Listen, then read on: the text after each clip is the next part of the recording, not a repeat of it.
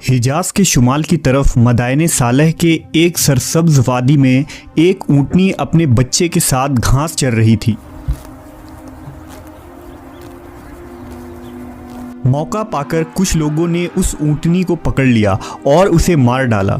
ऊँटनी का बच्चा वहाँ से भाग निकला।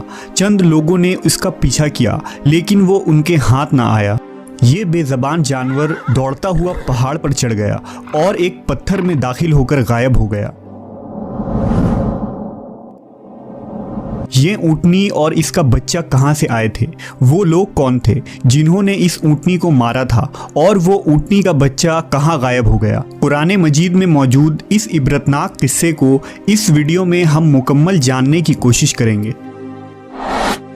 ये उस वक्त की बात है जब तूफ़ान नूह के बाद दुनिया में बनी नूह इंसान फिर से बसना शुरू हो रहे थे। तहजीबों और शहरों की बुनियाद पड़ रही थी और लोग कबीला में रहकर ज़िंदगी गुजारते थे।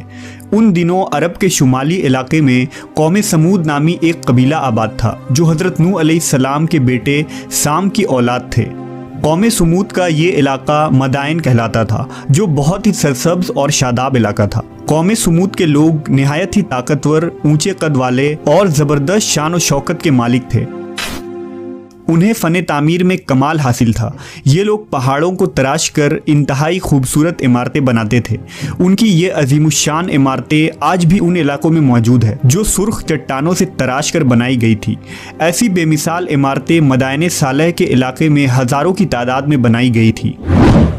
कौम समूद अपनी आलीशान महल, सरसब्ज खेत खलियान और निमतों की फरावानी के सबब गुरूर, तकब्बुर और सरकशी के नशे में चूर थे। कौम समूद के मुआशरे से हक और इंसाफ ख़त्म हो चुकी थी।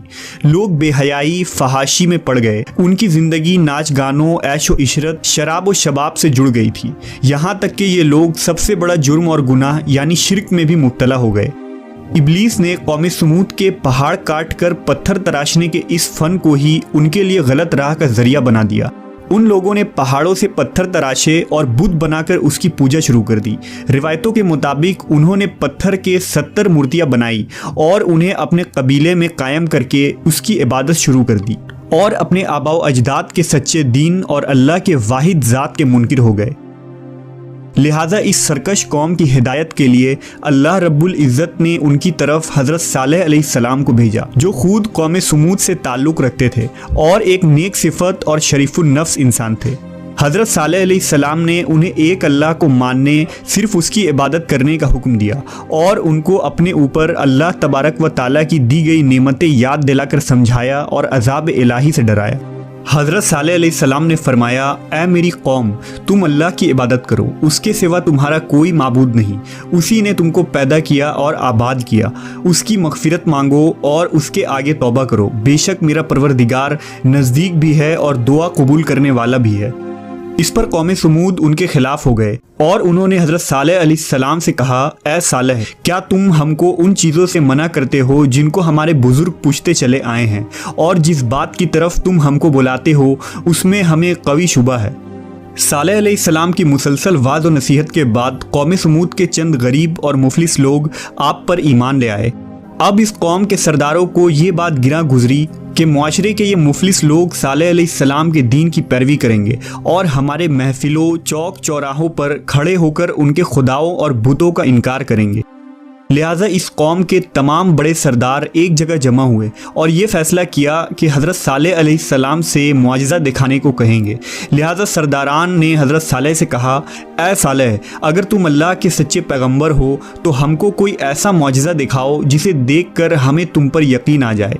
सालेह अलैहिस्सलाम ने फरमाया, हम चाहते हैं कि ये जो सामने क्या मुआजिज़ा देखना चाहते हो, ऐसी उन्होंने कहा, बरामद करो जो गाभन हो, बच्चा दे, सबके लिए दूध मुहैया करे और उसमें फुला फुला खूबियाँ हों। हज़रत सालेह अलैहिस्सलाम ने अल्लाह के हुजूर गिड़गिड़ा कर दुआ फरमाई। अल्लाह ने अपने नबी की दुआ कबूल फरमाई और देखते ही देखते चट्टान शक हो गई और उसमें से एक तवीलुल कामत खूबसूरत ऊँटनी बरामद हुई, जिसमें वो सब खूबियाँ मौजूद थी जिनकी कौम समूद ने फरमाइश की थी।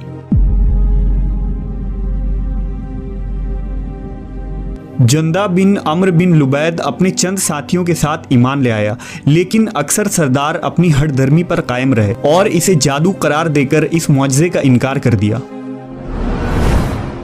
یہ اونٹنی اس قوم کے لیے معجزہ بھی تھی اور ایک آزمائش بھی۔ اس اونٹنی نے پیدا ہوتے ہی اپنے برابر ایک بچہ جنا۔